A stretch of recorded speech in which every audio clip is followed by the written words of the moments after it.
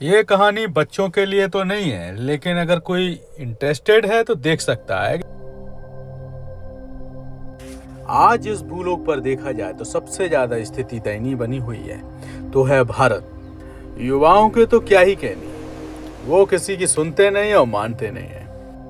आजकल हिंदुस्तान में एक नया बोलबाला है, कट्टर हिंदू। कट्टर हिंदू राष्ट्र बनाने के लिए इन्होंने सबकी मानसिकता को स्टॉप कर दिया है और इसके बाद कमान साधने के लिए उन्होंने भगवा रंग में नए नए सैनिक तैयार कर रखे हैं, जिसमें सिर्फ इंसानों के हित की बातें तो होती हैं, लेकिन एक तरफा, यानी कि उनके रंग का होना चाहिए।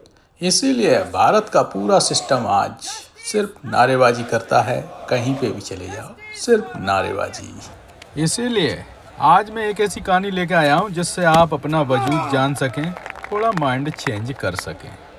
ये बात है उस समय की जब धरती पर कोई वजूद नहीं था, यानी कि धरती बिल्कुल खाली थी। तब विधाता ने सोचा कुछ ऐसी चीजें बनाई जाएं जिससे धरती पर कुछ दिखे। जैसे कहते हैं ना, बच्चे को खेलने के लिए खिलौना चाहिए, ऐसे विधाता का भी मन नहीं लग रहा था, तो उसने दो चीजें बनाई। सबसे पहले फरिश्तों को नूर से बनाया, यानी कि रोशनी से। एक दूसरा था जो कि आग से बनाया गया था, जिसे नाम दिया गया था जिन्नात।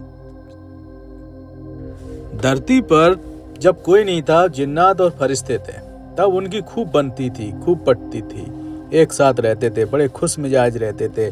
पृथ्वी को कोई हानि नहीं थी, चारों तरफ हरियाली थी। विधाता को लगा, अरे यार धरती पर कोई हलचल पैदा नहीं हो रही है भाई, मजा नहीं आ रहा। फिर गॉड फादर ने सोचा, यार रोशनी और आग से तो बना दिए, क्यों ना मिट्टी से ट्राई किया जाए। फिर उन्होंने बनाया 5 तत्वों वाला इंसान। अब इंसान तो बनाया ही, लेकिन उसके साथ एक पेट भी लगा दिया, यानी कि उसको भूख भी लगती थी। भूख से लालच और शरीर से वातावरण के अनुसार अनुकूलित रहना पड़ा, जिसके वजह से उसने धरती पर उंगली करना स्टार्ट कर दिया। ये बात जिन्नातों को हजम नहीं हुई और जिन्नात बाहर आ गए। फिर जिन्नात इंसानों के खिलाफ बगावत करने लगे, क्योंकि इंसान मान ही नहीं रहा था। जिन्नात इंसानों के घर तक दस्तक देने लगा धीरे धीरे, लेकिन ये बात इंसानों को नहीं मालूम थी। धीरे धीरे उनके परिवारों पे हावी होने लगा। फिर जिन्नात इंसानों के बीच में आने लगा, उनकी बातें सुनने लगा।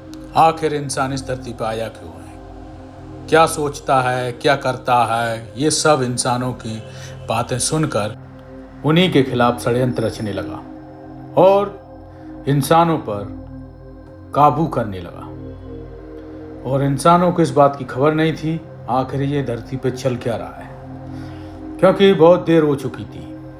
अब जिन्नात इंसानों को आपस में लड़ाने लग गए थे। कुछ ऐसे जिन्न भी थे जो इंसानों से, उनकी बातों से प्रभावित भी हुए, क्योंकि कुछ इंसानों को पता लग गया था कि उनका भी परिवार होता है। इसीलिए कुछ इंसान जिन्नों के हित में रहे और जिन्नात भी इंसानों के हित में। ज्यादातर जिन्नात इंसानों के खिलाफ ही रहे, इसीलिए ज्यादातर इंसान जिन्नों के गुलाम बने और उनको पूजने लगे। और ये इसलिए भी हो रहा था कि जिन्न और फरिश्ते ये नहीं चाहते थे कभी भी धरती पर कोई खनन करे, क्योंकि फरिश्ते और जिन्न धरती को अच्छा देखना चाहते थे, लेकिन इंसानों ने सब गड़बड़ कर दी। कुछ इंसान फरिश्तों की शरण में आए, जिस वजह से जिन्न और फरिश्ते एक दूसरे के दुश्मन बनने लगे। ये लड़ाई यहीं खत्म नहीं हुई। आज भी इंसान ये भूल कर बैठा है कि जिसे जो पूज रहा है ना, वो कहीं जिन्नातों का रूप तो नहीं है। और इस बात का एग्जाम्पल आप देख सकते हैं, जब भी आप साफ सुथरे रहते हैं और पृथ्वी का संतुलन बनाए रखने की कोशिश करते हैं, तब आप सही रहते हैं। तो बताइए दोस्तों, आपको ये टॉपिक कैसा लगा। और ये टॉपिक इसलिए लिया मैंने क्योंकि आपको थोड़ा सा चेंज किए जाए, क्योंकि आप एक दिशा में भागते भागते थक नहीं रहे हो। थोड़ा सा थक जाइए, थोड़ा देखिए कि और भी चीज़ है इस धरती पर। आप अपनी धुन में, घर के चक्कर में इस ग्रह का विनाश कर रहे हो। भाई लोगों, ग्रह नहीं रहेगा तो आपके घर कहाँ बचेंगे? सोचिए थोड़ा। इसलिए मैंने ये टॉपिक गॉड फादर, जिन और फरिश्ते के रूप में समझाने की कोशिश की, क्योंकि आपकी भाषा ही यही है, आस्तिक रूप में ही रखी है। लेकिन आप इसमें भी छेड़खानी करोगे, अरे नहीं ये वाला भगवान होता है, ये होता है। अरे कोई भी हो, शक्तियां हैं, नाम रखने वाले कोई भी है, हम ही लोग हैं। इसलिए गंदगी हम लोगों ने फैलाई है, ना कि उन्होंने।